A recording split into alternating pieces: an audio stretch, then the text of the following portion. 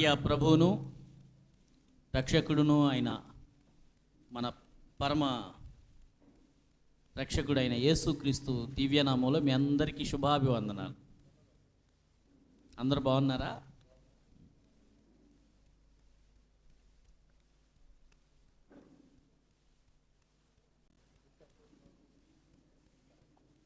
మన ప్రియ ప్రభువును రక్షకుడును అయిన మన పరమ రక్షకుడైన యేసుక్రీస్తు దివ్యనామంలో మీ అందరికీ శుభాభివందనాలు. అందరూ బాగున్నారా?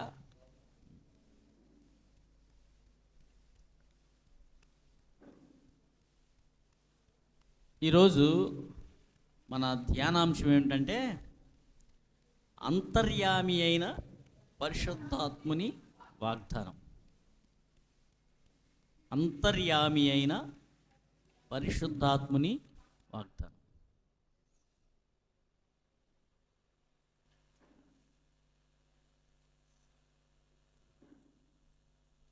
అంతర్యామి అంటే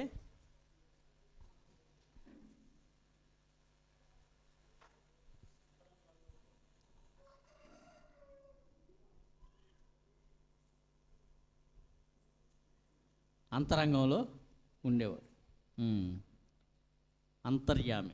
అంతర్యామి అంటే తెలుగు లిటరల్గా మీనింగ్ ఏంటంటే అంతటా నివసించేవాడని. సర్వాంతర్యామి అంటాం కదా.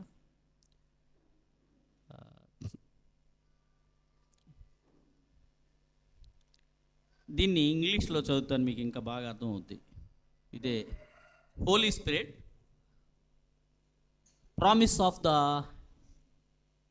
ఇండ్వెల్లింగ్ ప్రజెన్స్. ఇండ్వెల్లింగ్ చదువుకున్న పిల్లలు ఎవరైనా చెప్పగలరా? ఇండ్వెల్లింగ్ అంటే మీనింగ్.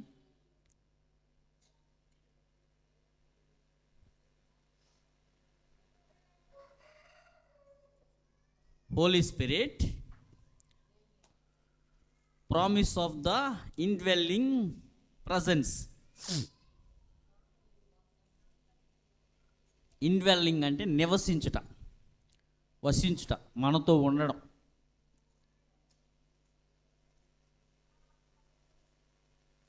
పరిశుద్ధాత్మ దేవుని వాగ్దానం మనకుంది, ఎల్లప్పుడూ నేను మీతో ఉంటానని. ఈ వాగ్దానం పరిశుద్ధాత్ముడు చేయలేదు కానీ యేసుక్రీస్తు చేశాడు. యోహాను సువార్త 14వ అధ్యాయం 16వ వచనం చదివితే ఆ లేఖన భాగంలో శిష్యులు చాలా కలవరంతో ఉన్నారు, కల్లోలంతో ఉన్నారు. వారి కల్లోలాన్ని, కలవరాన్ని ముందే ఎరిగిన ప్రభు వారికి, నేను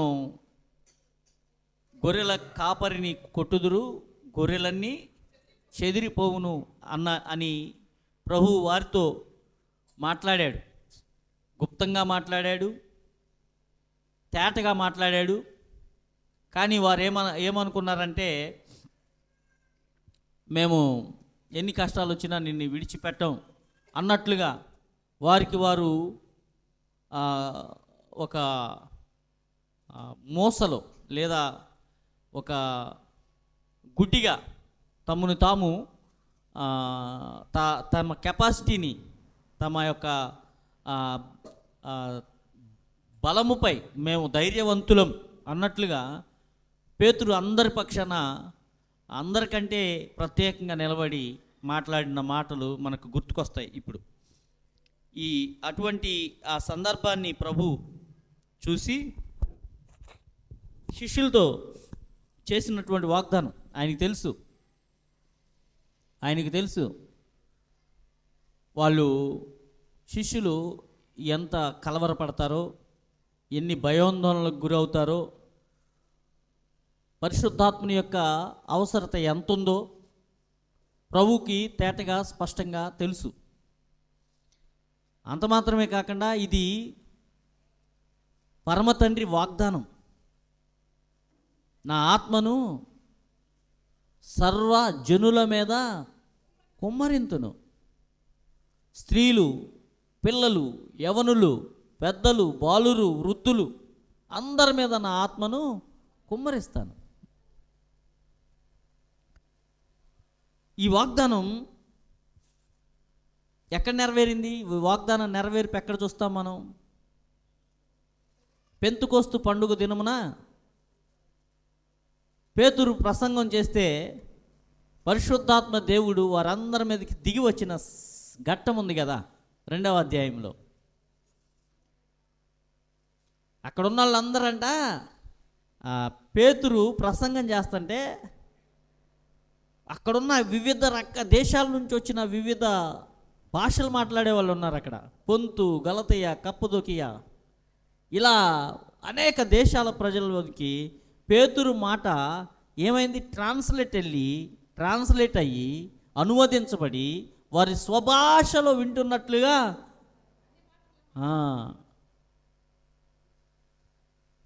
ఇది పెంతుకోస్తు పండుగ దినమున ఈ వాగ్దానం నెరవేరింది. ఈ వాగ్దానం కొనసాగుతూ ఉంది. యోహాను సువార్త 14వ అధ్యాయం 16వ వచనం, నేను తండ్రిని వేడుకొందును మీ యొద్ద ఎల్లప్పుడూ ఉండుటకై ఆయన వేరొక ఆదరణకర్తను అనగా సత్య స్వరూపియగు ఆత్మను మీకు అనుగ్రహించును.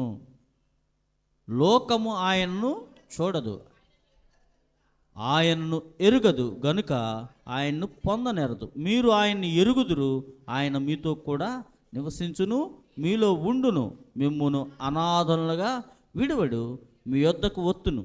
కొంతకాలమైన తర్వాత లోకము నన్ను మరి ఎన్నడూ చూడ.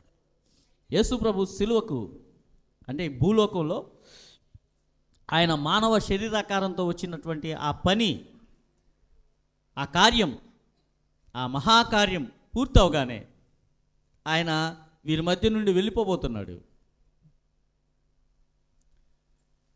వెళ్ళిపోయే ముందు శిష్యులకి చెప్తున్నాడు, ఈ 14వ అధ్యాయం 1వ వచనంలో, మీ హృదయములను కలవరపడనీకిడి. కలవరం, భయం, ఆందోళన, మా భవిష్యత్తు ఏంటి, మా జీవితం ఏంటి, ఇటువంటి అనేక ప్రశ్నలు వారికి ఉత్పన్నమైనప్పుడు సహజంగా కలవరం రావడం సహజం, భయం రావడం సహజం, తొట్టుపడడం సహజం. అయితే ఆ కాలంలో, అటువంటి తరుణంలో వీరు ధైర్యంగా ప్రభువునందు విశ్వాసంతో ముందుకు కొనసాగడానికి దేవాది దేవుడు వారికి ఇస్తున్న వాగ్దానం ఏంటంటే, మీ యొద్ద ఎల్లప్పుడూ ఉండునట్లు నేను పరిశుద్ధాత్మను మీ యొద్దకు పంపుతాను. చూద్దాం, ఇది దేవుని యొక్క వాగ్దానం. ఇది ఈ వాగ్దానం ఏం చేస్తాడు? ఆయన వచ్చి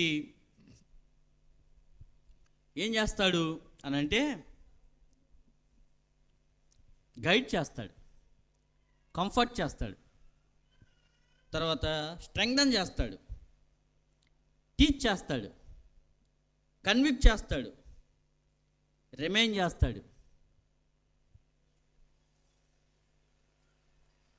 పరిశుద్ధాత్మని యొక్క పనులు ఆయన మనకి మనతో ఉండి, మన మధ్యలో ఉండి, మనతో ఉండి ఆయన ఏం చేస్తాడు అని అంటే, ఆయన చేసే పనులు ఏంటంటే కంఫర్ట్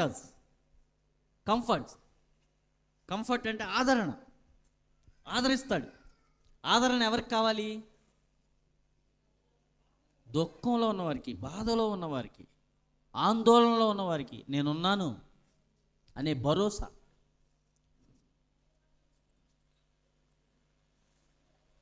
కొన్ని సమయాల్లో మరణం సంభవిస్తుంది కదా గృహాల్లో. ఆ కుటుంబస్తులను కోల్పోయినప్పుడు చాలా దుఃఖం ఉంటుంది. కానీ ప్రభు ఆదరించకపోతే, మరలా ఆ కంఫర్ట్ ప్రభు యొద్ద నుండి రాకపోతే ఆ కుటుంబం కుదుట పడడం అనేది అసాధ్యం. గైడ్ చేస్తాడు ఆయన. ఆయన మనలో ఉన్నాడని మనం ఆయన మీద ఆధారపడితే, నిర్ణయాలు తీసుకునే విషయంలో నిజంగా ఆయన మీద ఆధారపడితే మనల్ని అద్భుతంగా గైడ్ చేస్తాడు. నేను ప్రతిరోజు నా ప్రార్థనలో ఏమని ప్రార్థన చేస్తాను తెలుసా? ఆత్మ లేనివాడు నా వాడు కాదన్నావు, నేను నీ వాడుగా ఉండడానికి నాతో నువ్వు ఎల్లప్పుడూ ఉండు. ఈరోజు నా జీవితంలో నీ చిత్తం కాని దాని దగ్గర నుండి నేను వైదొలుగునట్లు నాకు సహాయం చెయ్యి. మనం చాలా ప్రయత్నాలు చేస్తాం, అంతా దేవుని చిత్తమే అనుకుంటాం. కానీ దేవుని చిత్తం ఏదో మనకు తెలియాలి అని అంటే, మనం చేసేది దైవ చిత్తమా కాదా తెలియాలి అని అంటే, దేవుని మీద, పరిశుద్ధాత్మని మీద మనం ఆధారపడాలి. ఆయన గైడ్ చేస్తాడు, మనల్ని స్ట్రెంగ్థెన్ us, బలపరుస్తాడు. అంత మాత్రం కాదు, బోధిస్తాడు. బోధ అంటే ఏంటి?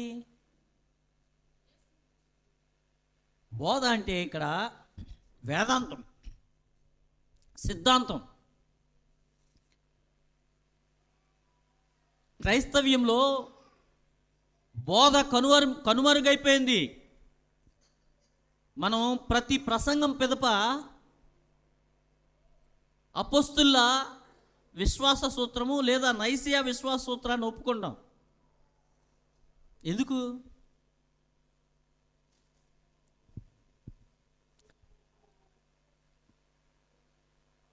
మాస్టారు అపోస్తుల సూత్రాన్ని ఎప్పుడని చెప్పకపోతే అసలు ఊరుకోడు, చెప్పలేదని అంటాడు, గుర్తు చేస్తాడు. ఎందుకు సార్, అది ఏముంది దానిలో? పాపపు ఒప్పుకోలు వేరు. మనం పాపపు ఒప్పుకోల్ని, తండ్రి నీకు విరోధంగా నేను పాపము చేశానని మన జీవితాన్ని ఆయన ముందు పెట్టి మన పాపాలని ఒప్పుకుంటాం. పాపపు ఒప్పుకోలు వేరు. విశ్వాస సూత్రం ఏంటి? నా దగ్గర ఒక యాప్ ఉంది, మన ఆరాధన పుస్తకం యాప్. ఒకవేళ మీరు ఇప్పుడు కొనుక్కున్న, ఇప్పుడు మనం వాడే పాత భాషలో ఆరాధన పుస్తకం దొరకట్లా, అది కొంచెం ట్రాన్స్లేట్ చేశారు, గజిబిజిగా గందరగోళంగా ఉంది. పాత ఆరాధన పుస్తకం నా దగ్గర యాప్ ఉంది, గ్రూప్లో పెడతాను, మీరు అందరూ డౌన్లోడ్ చేసుకోండి. స్మార్ట్ ఫోన్ ఉన్న వాళ్ళందరూ ఆరాధన పుస్తకం. అపోస్తుల విశ్వాస సూత్రంలో ఏముంటుంది చెప్పు విజయ? అపోస్తుల విశ్వాస సూత్రం చెప్పు, లేచి నిలబడి చెప్పు, చూసి చెప్పు అని ఉందా నీ దగ్గర?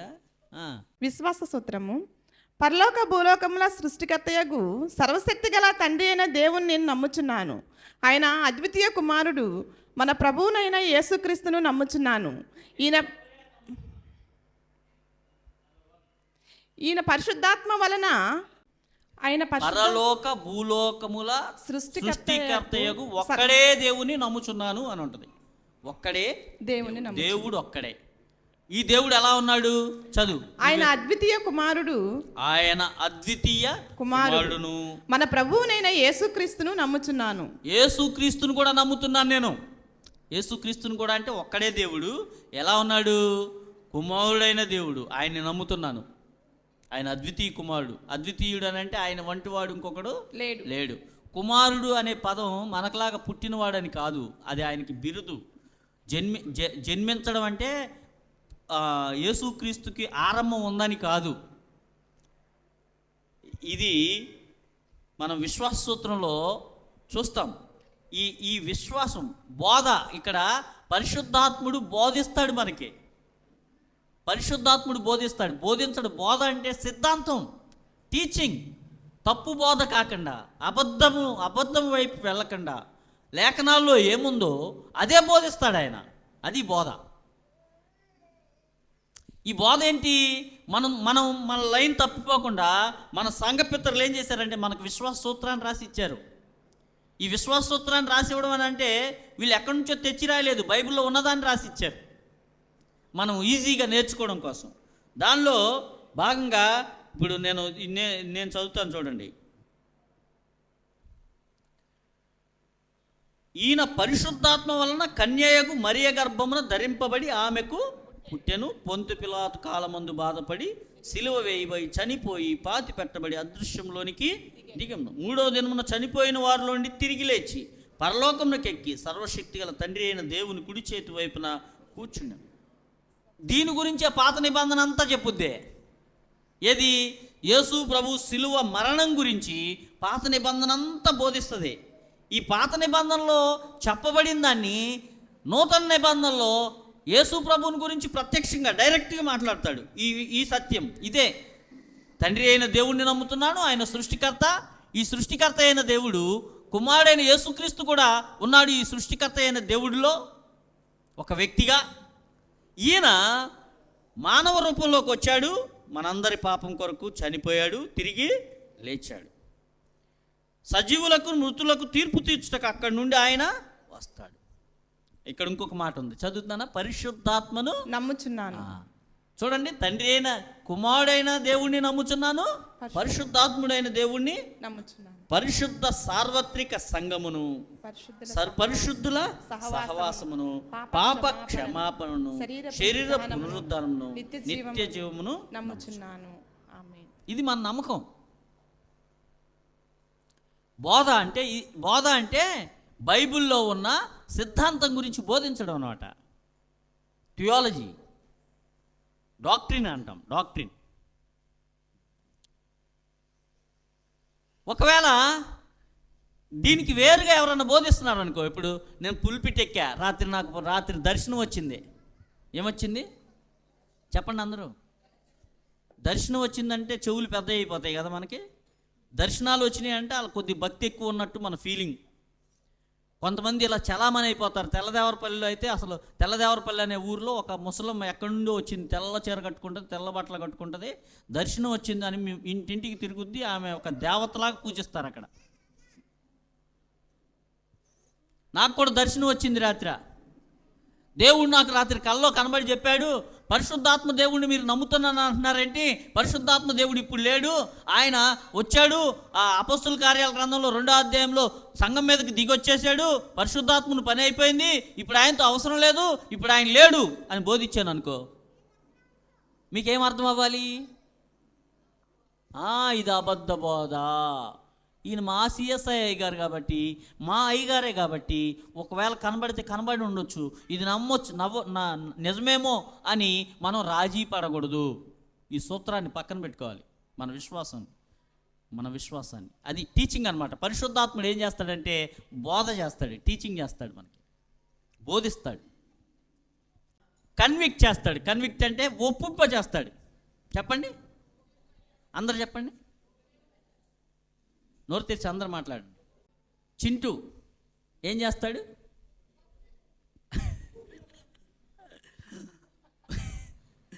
మరే సండే స్కూల్ జరుగుతుందంట. సండే స్కూల్ సూపరింటెండెంట్ గారు వచ్చారంట. సండే స్కూల్ సూపరింటెండెంట్ గారు వచ్చి సండే స్కూల్ పిల్లల్ని ఏదో ఒకటి పలకరించాలిగా. అరే ఎరుకోగోళ్ళు ఎవరు పలగొట్టారా అని అన్నాడు.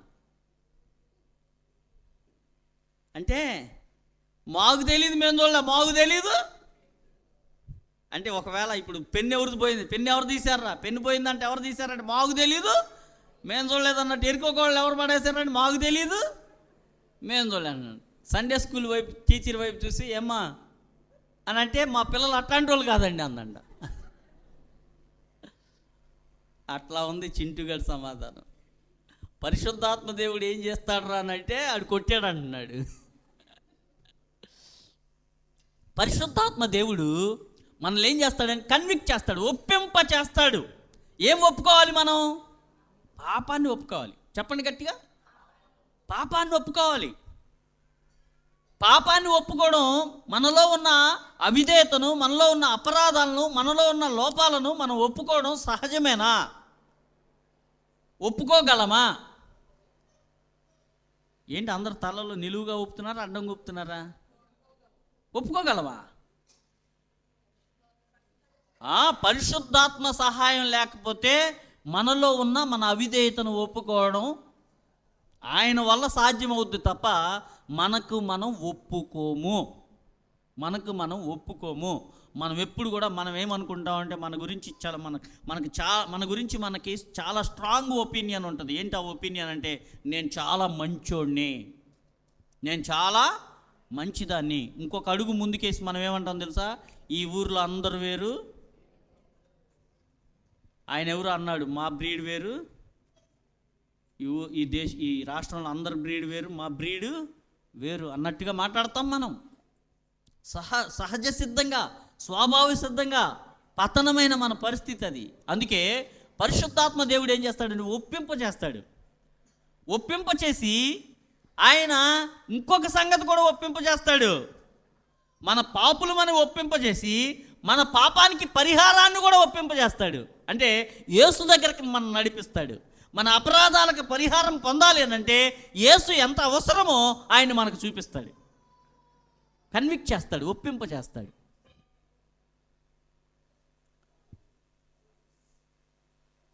తర్వాత గుర్తు చేస్తాడు, రిమైండర్స్. మనకేం చేస్తాడు ఆయన? ఏం గుర్తు చేస్తాడు?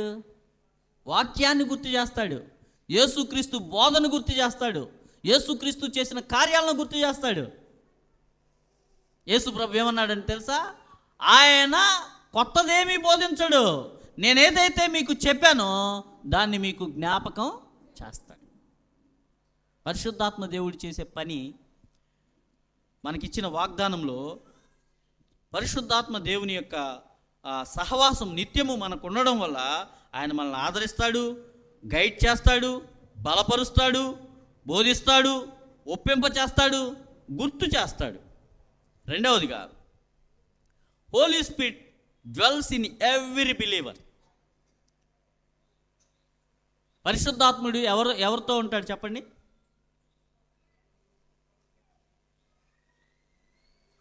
పరిశుద్ధాత్ముడు ఎవరిలో ఉంటాడు? మాట్లాడాలి మీరు. పరిశుద్ధాత్ముడు ఎవరిలో ఉంటాడు? చర్చి ఆరాధనలో పుల్పిట్, ఇక్కడ ప్రతి చర్చి మనం ఏమనుకున్నాం? తరగతి గది. దేవాలయం మనకి ఇప్పుడు ఏంటి? తరగతి గది. మనమందరం విద్యార్థులం. మనమందరం ఏం చేయాలి? నేర్చుకోవాలి. నేర్చుకోవాలంటే ఏముండాలి? ప్రశ్నలు అడగాలి. మీరు నిజంగా నేర్చుకునే వాళ్ళు అయితే పాస్టర్ గారు ప్రతి ప్రసంగం అనంతరం లేదా మీరు బైబిల్ చదువుతున్న ప్రతి సందర్భంలో మీకేమొస్తాయి? ప్రశ్నలు వస్తాయి. మీకు రావట్లేదంటే కారణం ఏంటి? చదవట్లేదు, వినడం లేదు, నేర్చుకోవట్లేదు, శ్రద్ధ లేదు. శ్రద్ధ ఉంటే ఏమొస్తుంది? ప్రశ్నలు వస్తాయి. చెప్పండి, శ్రద్ధ ఉంటే ఏమొస్తుంది? ప్రతి యూదు తల్లి అంట వాళ్ళ పిల్లలకు ఒకటే చెప్పుద్దంట, అరే బాగా చదువు, బాగా నేర్చుకో, ఈ మాటలు చెప్పదంట. ప్రతిరోజు మీ టీచర్ని నువ్వు ఒక ప్రశ్న అడగాలి. అందరు చెప్పండి.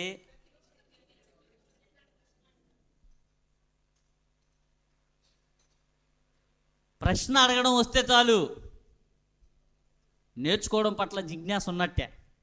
అందుకే వాళ్ళందరూ 80% యూదుల్లో నుంచి నోబెల్ ప్రైజ్ పొందుకున్న, ప్రపంచవ్యాప్తంగా నోబెల్ ప్రైజ్ 100 మంది తీసుకుంటే 80 మంది యూదులే. 80 మంది యూదులే. మనకేం రావాలి నేర్చుకుంటున్నప్పుడు? ప్రశ్నలు రావాలి. అందుకే నేను అడుగుతున్నా, ఎవరిలో ఉంటాడు ఆయన? పరిశుద్ధాత్ముడు ఎవరిలో ఉంటాడు? నేనేమి ఇప్పుడే అడగట్లా, మీకు బాగా టీచింగ్ చేసిన తర్వాతే అడుగుతున్నాను ఈ ప్రశ్న. నేను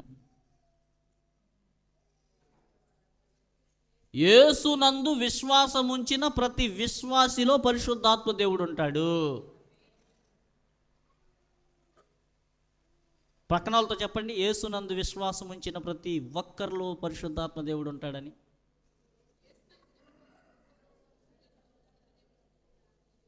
మీ అపోహ ఏంటంటే పాస్టర్ గారులతోనే ఉంటాడు, అందుకే అభిషేకించబడిన వాడు అనే మాట తప్పుగా అర్థం చేసుకుంటాం మనం. అభిషేకం అనేది నూతన నిబంధన విశ్వాస సమాజం అంతటికి అభిషేకం ఉంది. అందుకే మనల్ని ఉద్దేశించి ఆయన పేతురు భక్తుడి రాజులైన అందరూ, ఎవ్రీ బిలీవర్, ప్రతి విశ్వాసి యాజకుడే. మనమందరిది ఒకటే స్థాయిలో ఎక్కువ తక్కువ అనేది లేదు. మీకు అర్థం అవడానికి చెప్తున్నా. నేను ఒక బోధకుడు చెప్తూ విన్నా, ఇదే మాట మీకు చెప్తున్నా. ఒక తరగతి గదిలో విద్యార్థులందరూ ఒకటేనా, లేదంటే వేరు తారతమ్యాలు ఉంటాయా? అందరూ ఒకటే కదా. ఆ ఒక్కళ్ళలో నుండి లీడర్ని ఒకరిని పెడతారు. క్లాసు లీడర్, చెప్పండి క్లాసు. ఈ లీడర్ కాబట్టి చదవకుండా మార్కులు వస్తాయా? చదివిన దాన్ని బట్టేగా మార్కులు వచ్చేది. ఈ లీడర్కు ఉన్న ప్రత్యేకత ఏంటంటే క్లాసులో ఉన్న వాళ్ళందరూ ఇతనుకున్న అధికారాన్ని బట్టి ఇతని మాట వింటారు. లీడర్కి ఒక గౌరవం ఉంటుంది, గౌరవాన్ని ఆపాదిస్తారు క్లాస్ లీడర్కి. కొంతమందికి జలసీ ఉంటుంది. ఎందుకు? వీడేంటి లీడరు, మనమేం చేద్దాం, అని పెట్టాడు టీచరు. దేవునికి స్తోత్రం, దేవునికి స్తోత్రం. అలాగే పాస్టర్ గారు కానీ సంఘ పెద్దలు కానీ వీళ్ళు లీడర్స్ అంతే. సంఘంలో అందరూ ఒకటే. పరిశుద్ధాత్మ దేవుడు ఆయన యందు విశ్వాసం ఉంచిన వారందరి మీదకి దిగి వస్తాడు. దేవునికి స్తోత్రం, హల్లెలూయా. చూడండి రోమా పత్రిక 8వ అధ్యాయం 9వ వచనం, రోమీయులకు రాసిన పత్రిక.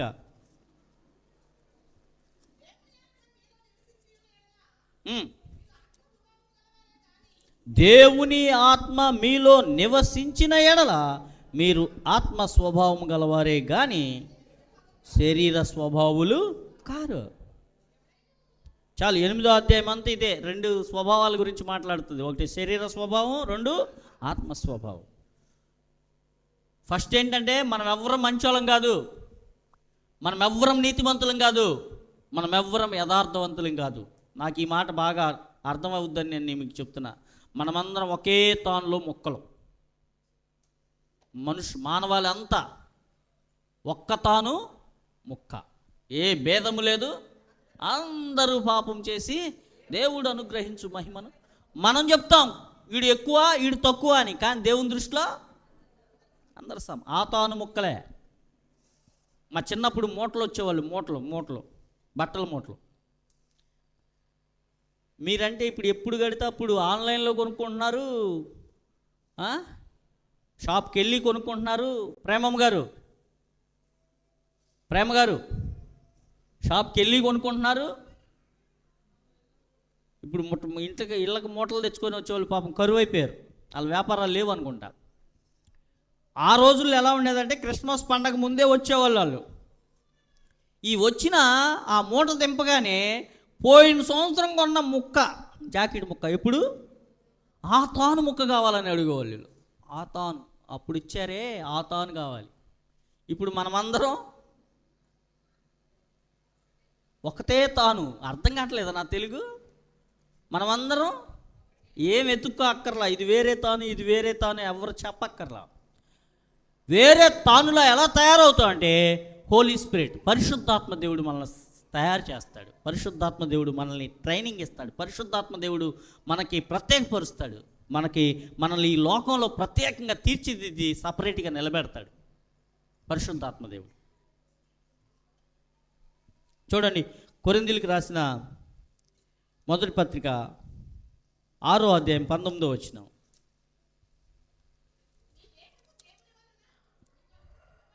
మీ దేహము దేవుని వలన మీకు అనుగ్రహింపబడి మీలో ఉన్న పరిశుద్ధాత్మకు ఆలయమై ఉన్నదని మీరెరుగరా? మీరు మీ సొత్తు కారు, విలువ పెట్టి కొనబడిన వారు గనుక మీ దేహముతో దేవుని మహిమపరచుడి. ఎఫెసీయులకు రాసిన పత్రిక 1వ అధ్యాయము 13-14 వచనాలు.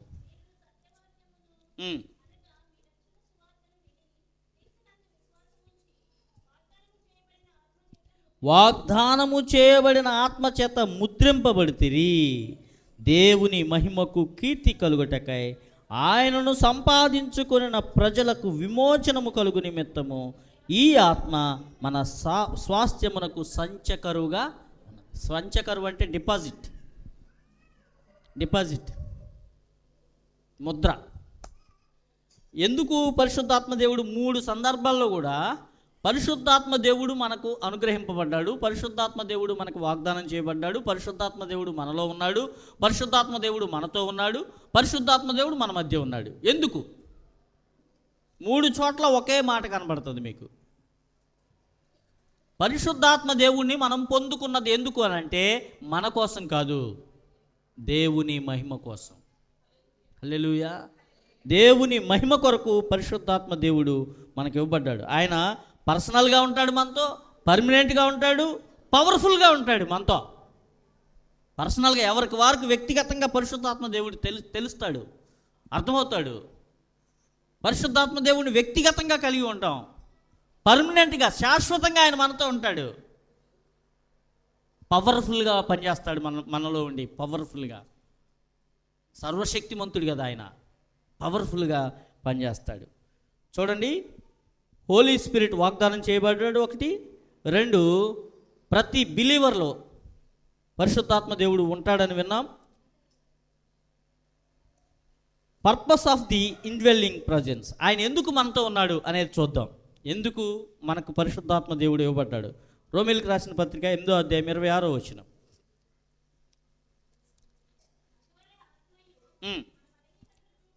అటువలే ఆత్మయు మన బలహీనతలను చూచి సహాయము చేయుచున్నాడు. ఎలయనగా మనము యుక్తముగా ఎలాగూ ప్రార్థన చేయాలో మనకు తెలియదు, కానీ ఉచ్చరింప శక్యము కాని మూలుగలతో ఆ ఆత్మ తానే మన పక్షముగా విజ్ఞాపనము చేయుచున్నాడు. మన బలహీనతను చూచి సహాయము చేయుచున్నాడు. మన బలహీనతలను చూచి ఆయన ఏం చేస్తాడంట? సహాయం చేస్తాడు. మనం ఎంత చేతగాని వారమో చూడండి, మనకు ప్రార్థన చేయడం కూడా రాదు. మీలో ఎవరైనా మేము మంచి ప్రార్థనా పరులు, మేము బాగా ప్రార్థన చేయగలం అనే అపోహ ఉంటే తీసేసుకోండి. దేవుని దగ్గరికి ఇలాగే రావాలి, పరిశుద్ధాత్మ దేవుని యొద్ద ఇలాగే మనం ఉండాలి. నాకు తెలియదని ఒప్పుకోవాలి. ఎలాగూ ప్రార్థన చేయాలో కూడా మనకు తెలియదంట. నేర్పించడానికి వచ్చాడు ఆయన. ఈయన ఏం చేస్తాడు? మనల్ని ప్రార్థనా పరులుగా తయారు చేస్తూ యోహాను సువార్త 16వ అధ్యాయం 13వ వచనం చూడండి. సర్వసత్యంలోనికి నడిపిస్తాడు.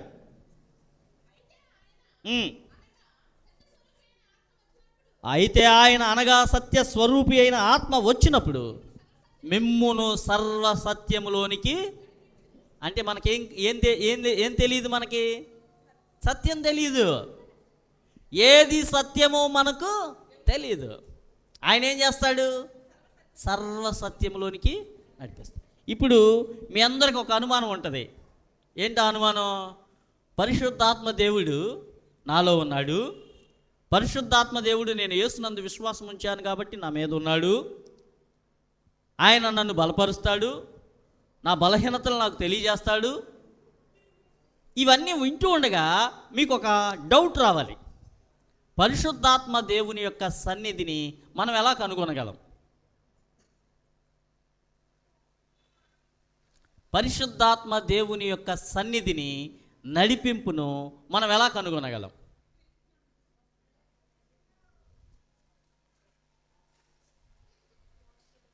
లేఖనాల్లో ద్వారానే. ఆయన ఏం చేస్తాడు తెలుసా? లేఖనాల్లో వ్రాయబడిన సంగతులను మనకు గుర్తు చేస్తాడు, తెలియజేస్తాడు.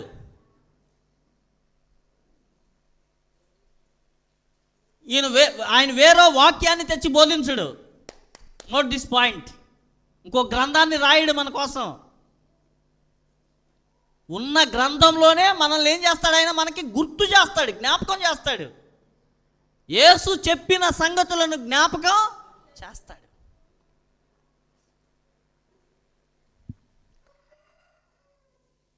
తర్వాత పరిశుద్ధాత్మ దేవుడు మనల్ని ఏం చేస్తాడంటే ఫలింప చేస్తాడు. చెప్పండి అందరూ. పరిశుద్ధాత్మ దేవుడు ఫలింప చేస్తాడు. చెప్పండి అందరూ. ఏంటి ఆయన ఫలింపజేసేయి? ఒక ఇళ్ళల్లా రెండు ఇళ్ళు అవుతాయి. సుమిత్ర, ఒక ఇల్లుంటే 2 ఇళ్ళు అవుతాయి. ఒక బైక్ ఉంటే 2 బైకులు అవుతాయి. ఒక కారు ఉంటే 2 కార్లు అవుతాయి. ఆడపిల్ల ఉంటే మగపిల్లోడు వస్తాడు. ఏం చేస్తాడు మనకి పరిశుద్ధాత్మ దేవుడు ఫలించడం అంటే? ఇదేనా? పరిశుద్ధాత్మ దేవుడు ఫలించడం అంటే అవి కాదు ఆయన ఇచ్చేది మనకే. కోర్స్ అవి కూడా దేవుని యొద్ద నుండే వస్తాయి. కానీ పరిశుద్ధాత్మ దేవుడు మీ అందరికీ బాగా వచ్చిన వాక్యం చెప్పండి. గలతీ 5 రిఫరెన్స్ చెప్పమంటే ఆ మాటలు చెప్తున్నారంటే చూసి చెప్తున్నావు. 5:22-23 వచనాలు ఉంటాయి. ఆత్మఫలాలు మనకు చేత కాదు, ఇవి మన యొద్ద నుండి రావు, మన వల్ల కాదు. మనం పక్కవారిని ప్రేమించాలి అని అంటే, దేవుణ్ణి ప్రేమించాలంటే, పరిశుద్ధంగా బ్రతకాలి అని అంటే, మనం సమాధానంగా ఉండాలి అని అంటే, ఈ లోకము సాధ్యం కాదు, లోకానికి తెలియదు. ఇది పరిశుద్ధాత్మ దేవుడే మనలో ఉండి మనల్ని ఫలించేటట్టు చేస్తాడు. అందుకే వీటి ఫలాలను ఉన్నాయి అక్కడ, మీరు గమనించారా? గలతీ 5:22లో ఆత్మ ఫలాలు అన్న దగ్గర ఆత్మ ఎలా ఉంది, ఎలా రాయబడి ఉంది? పెద్ద అక్షరాలతో ఉంది. మీకు ఎప్పుడైనా సరే బైబిల్లో ఆత్మ పెద్దగా ఉంటే పరిశుద్ధాత్మ దేవుని గురించి రాయబడిందని అర్థం. ఆత్మఫలమేమనగా ఇక్కడుంది 17వ వచనంలో 18వ వచనంలో, ఆత్మకును ఆత్మ శరీరమునకును విరోధంగా మీరు ఆత్మచేత నడిపింపబడిన ఎడల ధర్మశాస్త్రమునకు లోనైనవి కావు, శరీర కార్యములు స్పష్టమై ఉన్నాయి. అయితే ఆత్మఫలమేమనగా ఇక్కడ 22వ వచనం, ఈ ఆత్మ ఏముంది? ఇక్కడ చిన్న ఆత్మ ఉంది. ఈ చిన్న ఆత్మ అంటే ఎవరి ఆత్మ? ఇది మన ఆత్మ. ఈ ఆత్మకి ఏ ఆత్మ తోడవాలి? అప్పుడు ఈ ఫలాలు మనలో నుండి వస్తాయి. ఈ ఫలాలు మనలో నుండి వస్తాయి. ప్రేమ. ఈ ఒక్క మాట గురించే రోజులు చెప్పచ్చు. ప్రేమ ఆయన ఫలం అని అంటే, పరిశుద్ధాత్మ దేవుడు మనల్ని ఫలింపచేస్తే మనలో నుండి పెళ్ళుపుకే ఫలం ఏమిటంటే ప్రేమ, సంతోషం, సమాధానం, దీర్ఘశాంతం, దయాళుత్వం, మంచితనం, విశ్వాసం, సాత్వికం, ఆశానిగ్రహం. ఇవి ఇప్పుడు మనలో పరిశుద్ధాత్ముడు ఉన్నాడు అనడానికి రుజువేంటి? విశ్వసించిన అందరిలో పరిశుద్ధాత్ముడు ఉంటాడు, సత్యం. నీలో, నాలో, మనలో పరిశుద్ధాత్ముడు ఉన్నాడు అనడానికి రుజువేంటి? ప్రేమ. ఓకే, దేవునికి విధేయత చూపుతాం, దేవుని మాటకు విధేయత చూపుతాం. పరిశుద్ధాత్మ దేవుడు ఉన్నాడు అని అంటే భాషలతో మాట్లాడడమో, ఎగరడమో, గెంతడమో, ఇంకేదో అద్భుతాలు చేయడమో, ఆశ్చర్యకార్యాలు చేయడమో, ఇంకా ఏదో కాదు. మనం ఏం చేస్తామంటే పరిశుద్ధాత్మ దేవుడు మనలో ఉంటే దేవునికి విధేయత చూపుతాం. చెప్పండి అందరూ. దేవునికి విధేయత చూపుతాం అని అంటే అర్థం ఏంటి? ఆయన మాటకు లోబడ్డం, ఆయన మీద ఇష్టం చూపడం, ఆయన్ని ప్రేమించడం, ఆయన కొరకు బ్రతకాలనుకోవడం.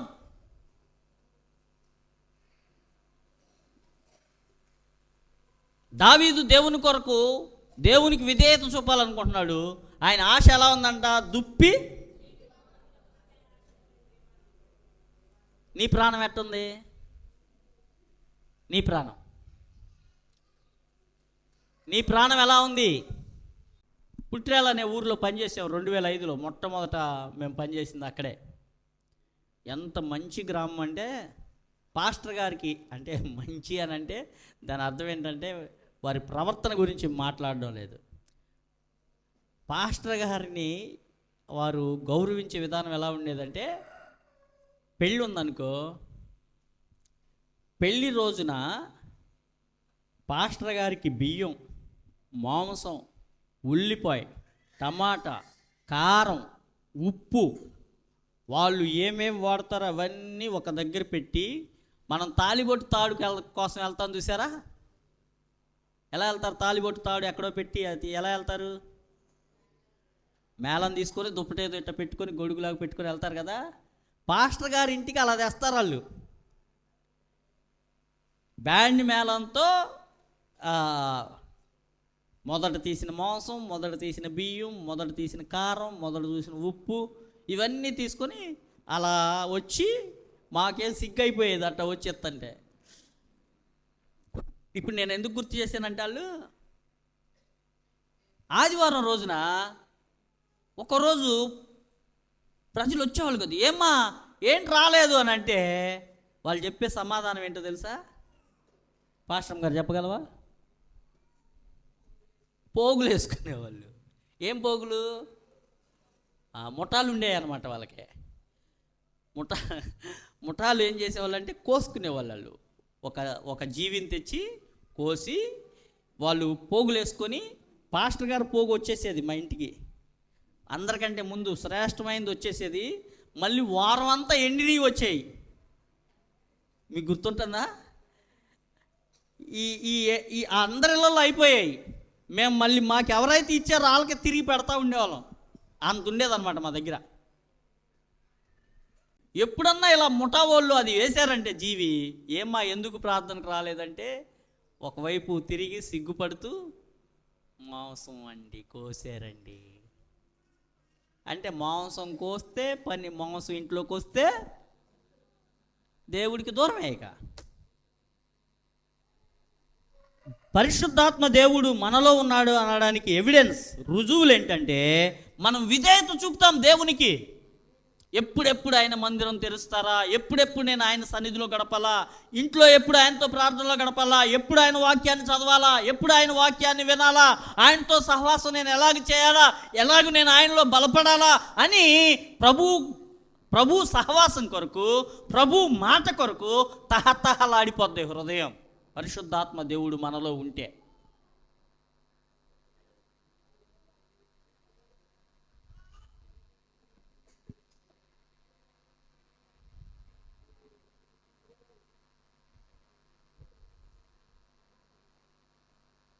ఎంతమందికి ఉందా తహతహ? స్టెల్లా, ఇద్దరు స్టెల్లాలు ఉన్నారు. పరసా స్టెల్లా అని పిలిచా. ఏం చెప్పా? తహతహ దేనికోసం? దేవుని సన్నిధి కొరకు, దేవుని ప్రసన్నత కొరకు. నా పనులన్నీ ఎప్పుడు తొందరగా చేసేసుకొని నేను దేవుళ్ళు ఒక మూలకెళ్ళి ప్రార్థన చేసుకోవాలి. నా పనులన్నీ ఎప్పుడు త్వరగా చేసేసుకొని నేను దేవుని సన్నిధికి వెళ్ళిపోవాలి. లేదా ఇంకా ఏ పని ప్రారంభించక ముందే నేను నా దేవునితో గడపాలి. నేను నా దేవునితో గడపాలి. ఇవి పరిశుద్ధాత్మ దేవుడు మనలో ఉంటే మన హృదయం దేవుని చుట్టూ తిరుగుద్ది, దేవుని మాట చుట్టూ తిరుగుద్ది, దేవునికి విధేయత చూపుతాం.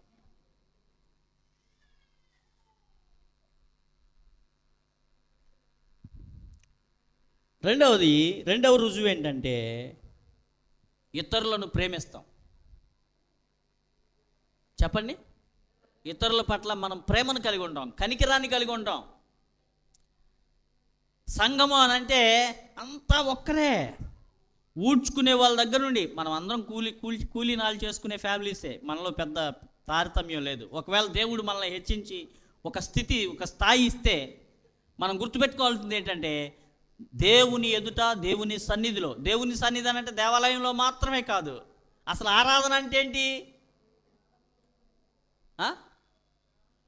మనమందరము లేచి నిలబడి దేవుణ్ణి ఆరాధిద్దాం, చప్పట్లు కొడదాం, పాటలు పాడదాం, ప్రసంగం విందాం. ఇది ఆరాధన? ఇది కూడా ఆరాధనే. అసలు ఆరాధన ఏంటంటే జీవితం ద్వారా దేవుణ్ణి ఆరాధించడం. అంటే నిజమైన ఆరాధన ఎక్కడ ప్రారంభం అవుద్దంటే దేవాలయానికి బయట.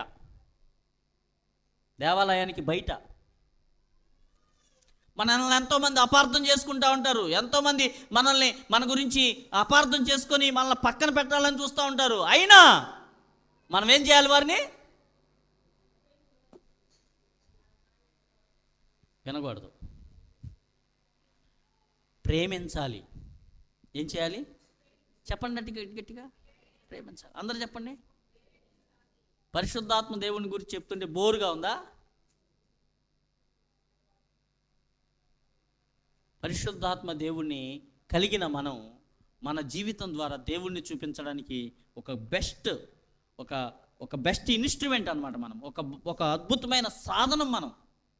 మీరు దేవుని ఆలయమై ఉన్నారని మీరు ఎరుగరా. చివరికి ఒక మాట చదువుకొని మనం ముగించుకుందాం. ఈ పరిశుద్ధాత్మ దేవుణ్ణి మనం కలిగి ఉంటే పాపం మీద మనం విజయాన్ని పొందుతాం. పాపాన్ని ఓవర్కమ్ చేస్తాం, సిన్నును ఓవర్కమ్ చేస్తాం.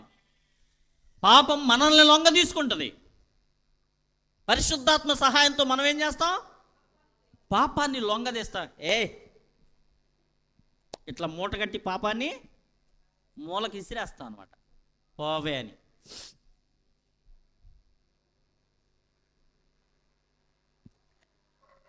తర్వాత కష్టాల్లో సహితం సమాధానంగా ఉంటాం. ఏంటండి, కొంతమందికి అసలు రూపాయి జేబులో లేకపోతే,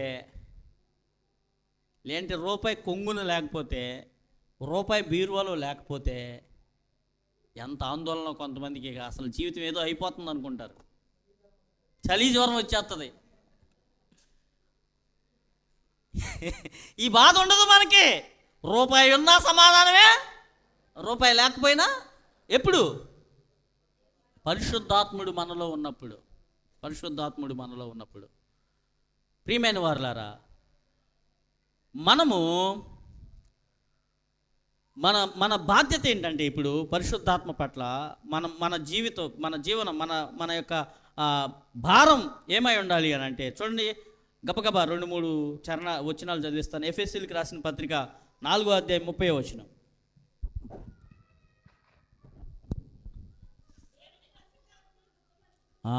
దేవుని ఆత్మను ఏం చేయాలంట?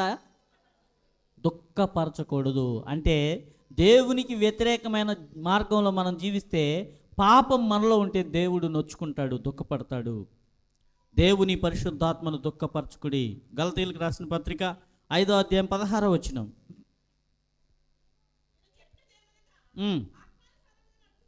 ఆత్మ సహాయంతో నడుచుకోవాలంట. మనం ఆత్మ సహాయంతో నడుచుకోవాలి. ఎఫెసీయులకు రాసిన పత్రిక 5వ అధ్యాయం 18వ వచనం.